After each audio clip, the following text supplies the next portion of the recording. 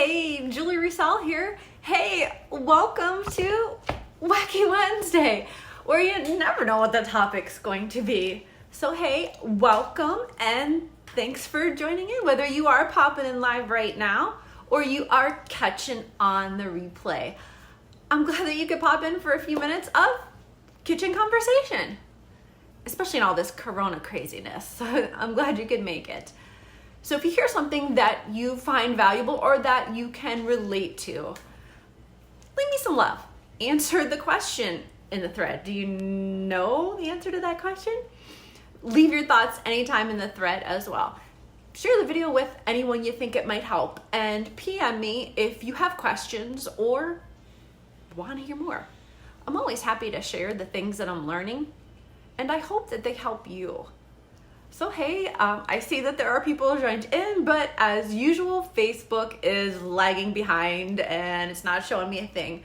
So hey, welcome. I don't even know who it is. Go figure. But hey, just do me a favor. I don't even know if I'm live. I'm guessing that I am because it says that I'm live, but it's not showing anything. So maybe it's lagging, who knows, with everybody on. But so it's either Facebook lagging or I might miss you because I do peek at my notes a few times. So hey, if you are there, do me a favor. Let me know that I am live and popped in because I'm guessing that I am, but I have no idea. So maybe someone, hey, is that you, Gretchen? Hey lady, good to see you. And a few more. Like I said, I see more and more popping in, but I'm not seeing anything going across my screen as to who it is. So if I miss you, just say hey in all this craziness and let me know that you popped in. It'd be great to know that you are okay. So I'm gonna keep on going and share a quick story tonight. What I learned from hearing this story, and hopefully you recognize the question and the quotations, and hopefully how it can benefit you. So I'm sure many people may not have heard the song in the beginning and recognized it right off the bat, but you might know this trademarked catchphrase of "pity the fool." And you can't exactly say that without giving it the right kind of inflection. Do you know who trademarked that phrase? Any ideas? If you know, either drop me a GIF or their name in the thread, especially if you recognize that saying. So it is April Fool's Day. And, you know, some people are out there playing pranks on others today, you know, all in good fun. And I almost joined in that today because I was really tempted to wake up the kids this morning and get them ready and say, hey guys, we're gonna head back to real school today. You know, the schools are open and kind of carry on with the ruse a little bit. And then April Fools, but I just didn't have the heart to do that right now. I kind of thought that would be just too cruel. And I was considering that this morning when I saw the I Pity the Fool commercial came on with that trademarked phrase and that person. Anyone recognize that person that always says, I pity the fool? I know you do. I know a lot of you are my age, so we grew up knowing that series. So I'll give you another hint in case you forget. He wears a mohawk and lots of chains and was on a very popular TV series. Is that ringing any bells? Anyone know? Like I said, Facebook is really lagging, so I'm not seeing anything as you pop in or any comments. So, oh, there you go. Hey, Drew. Finally. Hey, Carla. Nice to see you, lady. Hey, Drew. I'm glad you know this one. Awesome. So anyone else that's joining in, give me a hey or a shout. At least those are coming through. Okay, so when you see and hear the phrase, I pity the fool, who do you think of? You know, we know him as Mr. T, but he was born in Chicago in 1952, the youngest son of 12 children. And his father was a minister, and they grew up in a tiny apartment. And believe it or not, he was not originally named Mr. T, but Lawrence instead. And throughout high school, he played football and wrestled and was involved in martial arts. And he was the city wrestling champ for 2 years. In a row, I should say. And he was excited because he earned a football scholarship to Prairie View A&M, where he majored in mathematics. but unfortunately he was expelled after only 1 year, and I really couldn't find the reason as to why, and I really wasn't going to reach out to Mr. T and hope that he would respond to that as to why. I really didn't think I wanted to know.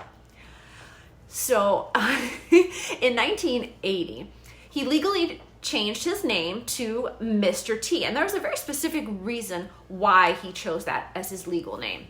He said it was based on how all the men in his family were called boy, that they were never receiving any respect due to the color of their skin. And he reasoned that if his name was legally Mr. as his first name, then people were going to have to give him the respect of calling him Mr. So not too long after legally changing his name, he enlisted in the Army and served as in the military police corps. Sorry, I'm struggling with my notes here. Everything's running crazy tonight. So hey, I see a few more joining in, but like I said, it's really lagging and I'm not seeing who you are. So if you can answer the question, you know that catchphrase, would you pop it in the comments for me? Thanks. I'd appreciate that. After serving in the Army, he became a bouncer. And not too long after that, he saw a picture in the National Geographic of a certain hairstyle belonging to, I think it's a Malinka warrior, and it was a mohawk cut. And he decided that it was going to be a statement to his African origins. And that became his signature look, along with the necklaces and bracelets and chains and rings that we're used to seeing him. And he also won several toughest bouncer competitions where he caught the eye of an actor named Sylvester Stallone. Okay, have you figured out who this is yet? I mean, if you don't know by the catchphrase and the mohawk and the chains, I bet you do. I bet you do now. He was offered the role of Clubber Lang in Rocky III. And it was in that movie that Sylvester Stallone penned the phrase, "No, I don't hate Rocky Balboa, but I do pity the fool." So hey, I see a few more popping in finally. I don't know why things are working, but hey, let's take it as it goes. Hola Magali, so nice to see you. Hey Kathy, hope you and the family are doing well, lady. It's so good to see you. There we go. So like I said, I'm trying to welcome you as you pop in, but like I said, things are not flowing pretty quickly on Facebook's end, so we're just gonna keep on going. But like I was saying, that's where Sylvester Stallone coined the phrase, "But I do pity the fool." And that's become a trademarked phrase for Mr. T. Not too long after that, he was cast as B.A. Baracus in The A-Team, which, if you're not familiar with, was very popular and one of my all-time favorite series growing up. I absolutely had to tune in every time it was on. I had to watch it. So after the series ended, he moved on to becoming a professional wrestler, and he fought with Hulk Hogan for the WCW title. I think that's what it was. I'm not a huge wrestling aficionado. For the WCW title, and he was then voted in the WWF Hall of Fame after winning several different matches. So since then, he's not as popular as he used to be, although he's had a few small roles. Most recently as Earl Devereaux in Cloudy with a Chance of Meatballs. So if you recognized his name and his voice in that movie, you're absolutely right.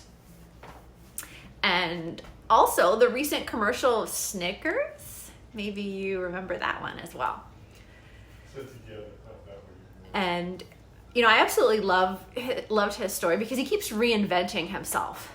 And what I learned from reading this story is that no matter who you are or where you're from, whether you're stuck quarantined in a tiny little apartment with 11 other siblings and a few family members, it's never too late to work hard, to follow your dreams, and keep reinventing yourself to build that success that you want, to build that happiness, to build that life that you've always wanted. So if you heard something that you found valuable, leave me some love, just a little. Answer the question if you recognize that trademark phrase, answer in the thread for me. Share the video with anyone you think it might help. And PM me if you have questions or want to hear more about working towards your happiness and success. You know, Mr. T didn't become Mr. T, the successful and well-known actor, simply because of his mohawk or his chains or the bracelets and rings that he wore. He pushed himself to be successful and is still reinventing his success today. You can do the same, but maybe without a mohawk. Maybe. I'll catch you later.